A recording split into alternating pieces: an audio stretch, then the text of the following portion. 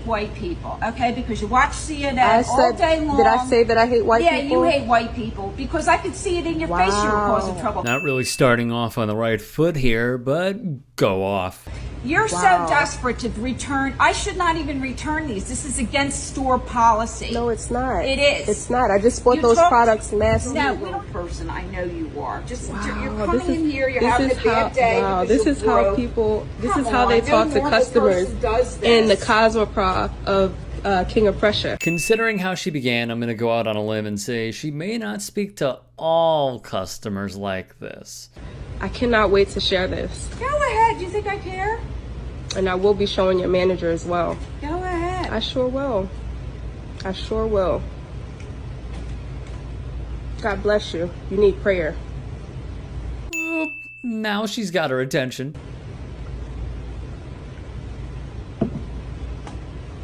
Don't you ever insult my faith again by insulting me and telling me I need prayer. You're not acting like a Christian woman. I don't know what your faith is. I said my prayers, but I serve God, and here. This is not the way that God's people treat other people. Oh, you know? Oh, yeah? I mean, yeah, Karens like this use their faith to justify harassing, bullying, shaming other people. Consistently, they use it as a shield to disenfranchise, marginalize, and oppress others routinely. As Pro-Choice America wrote, Republicans have long been hiding under this and exploiting Americans' respect for religious freedom. Don't be fooled by their disingenuous claims that they're defenders of religious freedom. In reality, that language has been used to justify discrimination and bolster white supremacy and has roots in their racist attempts to maintain segregation. It's very difficult to sit here and listen to arguments in the long history of this country of using scripture and weaponizing and abusing scripture to justify bigotry.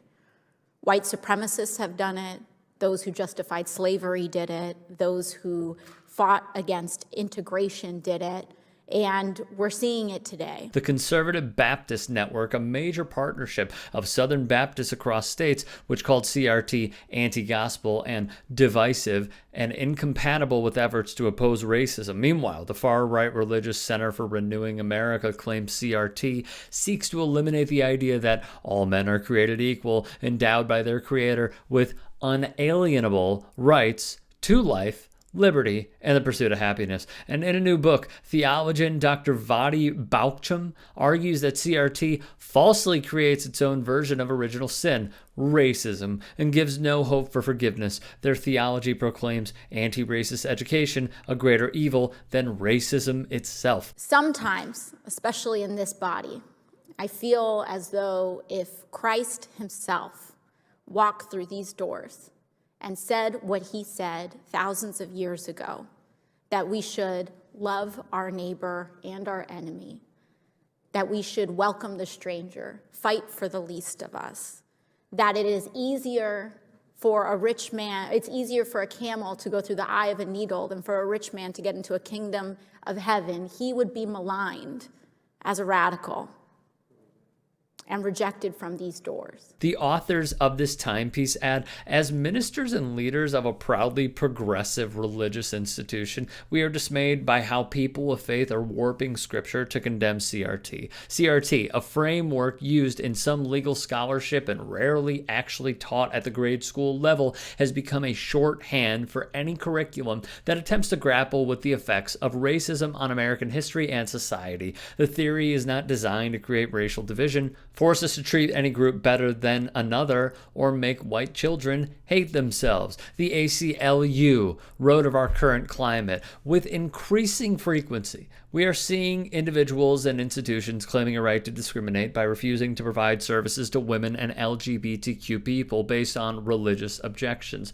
The discrimination takes many forms, including religiously affiliated schools firing women because they became pregnant while not married, business owners refusing to provide insurance coverage for contraception for their employees, grad students training to be social workers refusing to counsel gay people, pharmacies turning away women seeking to fill birth control prescriptions, bridal salons, photo studios, and reception halls closing their doors to same-sex couples planning their weddings. While the situations may differ, one thing remains the same. Religion is being used as an excuse to discriminate against and harm others. Because of this overrepresentation, they cling to fear-mongering tactics, mainly with the P word, that being persecution.